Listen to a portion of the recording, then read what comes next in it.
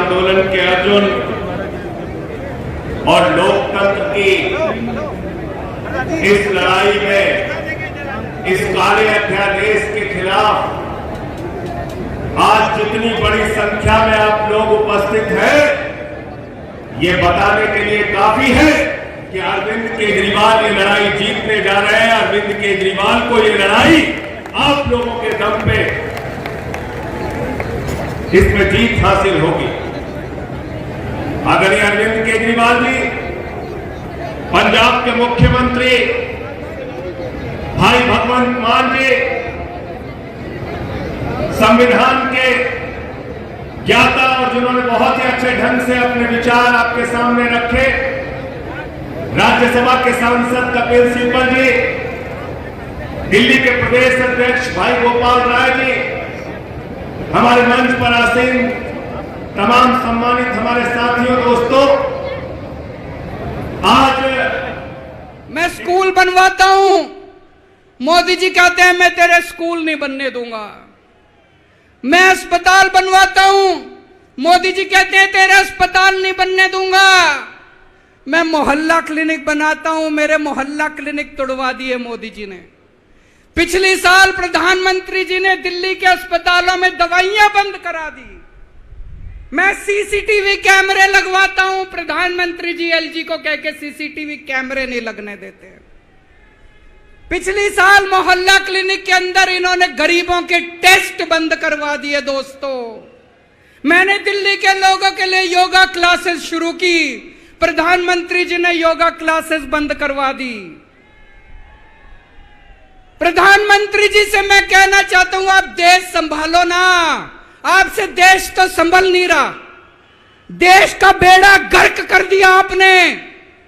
चारों तरफ इतनी महंगाई हो रही है, पेट्रोल 100 रुपए लीटर पहुंच गया, डीजल 90 रुपए लीटर पहुंच गया, दूध महंगा हो गया, सब्जियां महंगी हो गई, एलपीजी का सिलेंडर 1000 रुपए के ऊपर हो गया।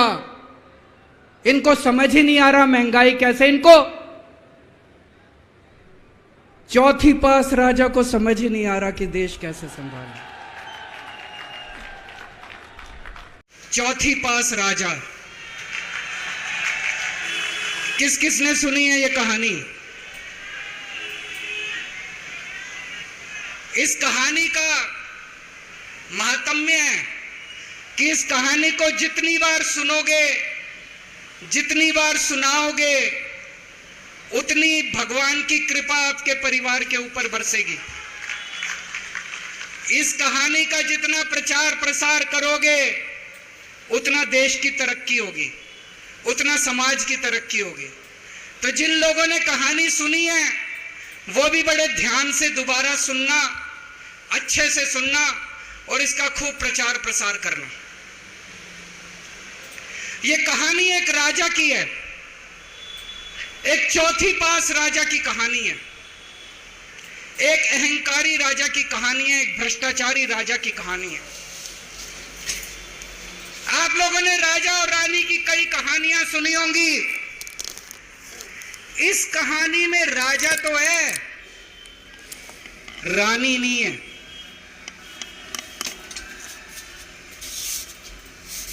तो एक महान देश था, कई हजार साल पुराना देश। उस देश के एक गांव में एक बच्चा पैदा हुआ, बहुत गरीब घर में एक बच्चा पैदा हुआ। तो जैसे गांव के अंदर बच्चा पैदा होने पे ज्योतिषी आते हैं, ज्योतिषी आके बच्चे का भविष्य बताते हैं, ऐसे ही गांव का ज्योतिषी आया, उसने बच्चे की कुंडली देखी और बच्चे की मां को बोला कि माई, तेरा बेटा बड़ा होके बहुत बड़ा सम्राट बनेगा। माई को समझ नहीं आया, मैं इतनी गरीब, मेरा परिवार इतना गरीब, मेरा बेटा सम्राट कैसे बनेगा। खैर, बच्चा धीरे धीरे बड़ा होने लगा। गांव के सरकारी स्कूल में उसका एडमिशन करा दिया। उसका पढ़ने लिखने में मन नहीं लगता था। पढ़ते पढ़ते, क्लास करते करते चौथी में आके उसने नाम कटवा लिया उसका।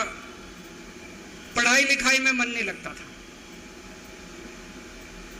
बगल में, गांव के बगल में एक रेलवे स्टेशन था, घर में बहुत गरीबी थी।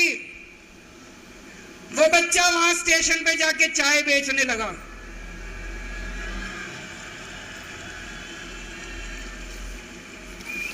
चाय बेच के अपना गुजारा करता था। वो भाषण बहुत अच्छा देता था, बचपन से ही बड़ा अच्छा भाषण देता था। गांव के लड़कों को इकट्ठा कर लेता और भाषण देना चालू करता। धीरे धीरे आसपास के गांव में फैल गया कि ये बच्चा भाषण बड़े अच्छे देता है। आसपास के लड़के भी इकट्ठे हो गए और जो मर्जी टॉपिक हो भाषण देना चालू कर देता था और रुकता ही नहीं था, घंटों घंटों तक भाषण देता रहता था। बच्चा बड़ा हुआ। ज्योतिषी ने कहा था बड़ा होके बच्चा उस महान देश का सम्राट बन गया।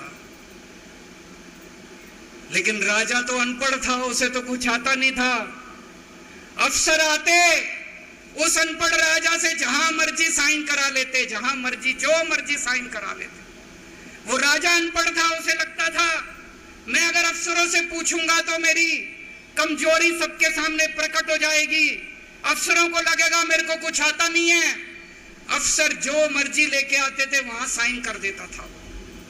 धीरे धीरे पूरे देश के अंदर फैल गया कि राजा अनपढ़ है, राजा अनपढ़ है।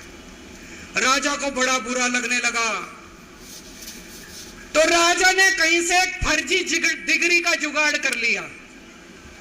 एक फर्जी डिग्री का जुगाड़ कर लिया, एमए की डिग्री का।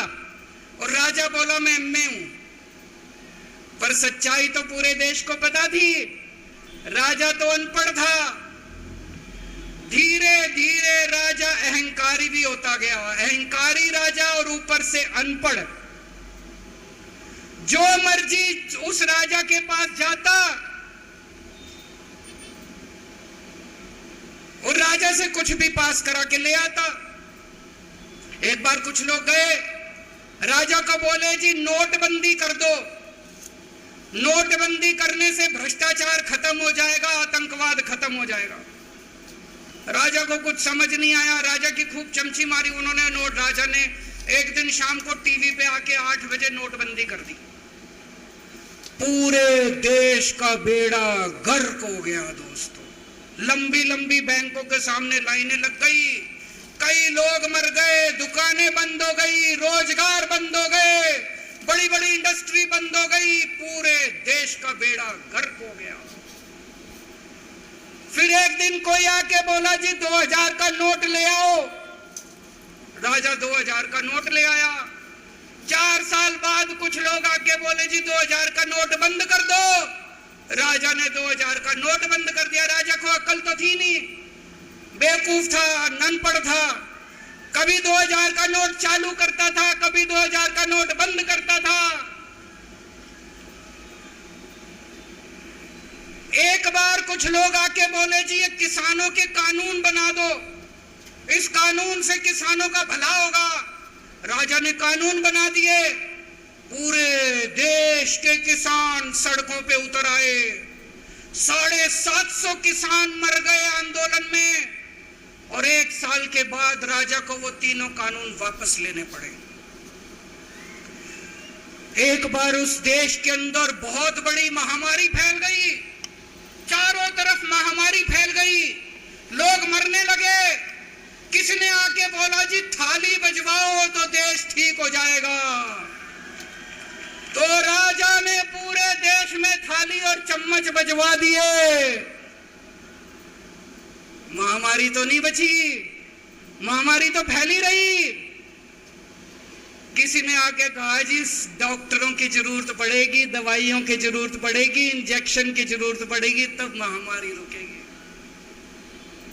राजा अपने दोस्तों का बड़ा ख्याल रखता था। उसके दोस्त थे। एक दोस्त ने 10,000 करोड़ रुपए चोरी कर लिए, राजा ने उसको देश से भगा दिया। दूसरे दोस्त ने 20,000 करोड़ चोरी कर लिए, राजा ने उसको भी देश से भगा दिया। पर एक दोस्त ऐसा था जिससे राजा की ज्यादा ही दोस्ती थी। कौन था? उसको उन्होंने सारे एयरपोर्ट बेच दिए, सारे जहाज बेच दिए, सारे सीपोर्ट बेच दिए, उन्होंने आसमान बेच दिया, जमीन बेच दी राजा ने, खदानें बेच दी। उस दोस्त पे राजा मेहरबान था। राजा का एक और दोस्त था, वो दोस्त कितना गंदा था कि उसने कुछ अंतरराष्ट्रीय खिलाड़ी महिलाओं के साथ बदतमीजी करी, लेकिन राजा ने दोस्ती नहीं छोड़ी। मजाल जो उस दोस्त के ऊपर कोई आंच आ जाए, राजा उस दोस्त के साथ खड़ा रहा, लेकिन उसने खिलाड़ियों का राजा का एक और दोस्त था, उस दोस्त ने किसानों के ऊपर गाड़ी चढ़ा दी, रोक दिया, कुचल दिया किसानों को। राजा ने अपनी दोस्ती नहीं छोड़ी। इस बात पे तो दाद देनी पड़ेगी कि राजा दोस्तबाज था, एक नंबर का दोस्तबाज था। चारों तरफ अत्याचार हो गया, चारों तरफ देश के अंदर इनके अपने लोग जो थे वो बलात्कार करने लगे, गलत काम करने लगे, हाहाकार मच गया। जो राजा के खिलाफ बोलता राजा उसको पकड़ के जेल में डाल देता।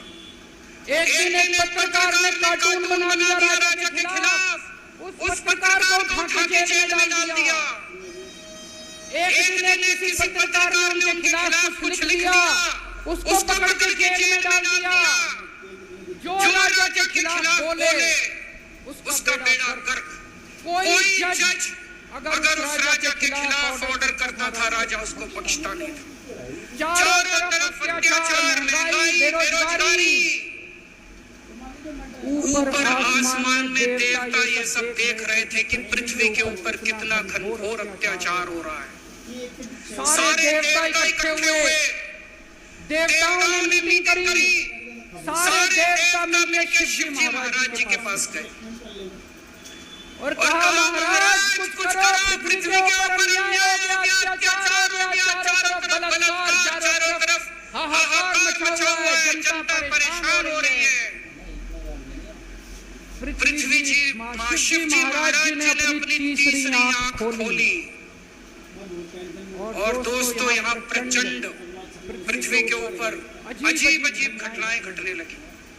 उज्जैन के अंदर महाकाल की 6 सप्तऋषियों की बड़ी 10 फुट भारी मूर्तियां थी। एक दिन बारिश और तूफान आया और 6 की 6 मूर्तियां टूट गई। लोगों ने कहा बड़ा अपशकुन हो रहा है, बड़ा अपशकुन हो रहा है। एक दिन एक ट्रेन एक्सीडेंट हो गया, 250 से ज्यादा लोगों की मौत हो गई। लोगों ने कहा बड़ा अपशकुन हो रहा है। और एक दिन घनघोर बारिश आई, तूफान आया, ऊपर से आकाशवाणी हुई।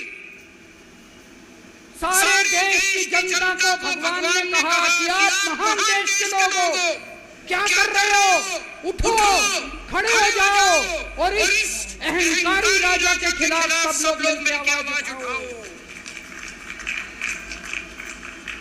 भगवान आपके साथ है। और उसके बाद दोस्तों सोई हुई जनता जाग गई और 1 साल के अंदर उस अहंकारी राजा का राजपाट जनता ने उखाड़ के फेंक दिया। और उसके बाद वो महान देश दिन दूनी रात चौगुनी प्रगति करने लगा। ये कहानी बड़ी पवित्र कहानी है। इस कहानी को सुनने से और सुनाने से परिवार का, समाज का और देश का बहुत भला होता है। इसे ज्यादा से ज्यादा शेयर कीजिए, ज्यादा से ज्यादा लोगों तक पहुंचाइए ताकि ज्यादा से ज्यादा लोग इसे सुन सके, इसे समझ सके।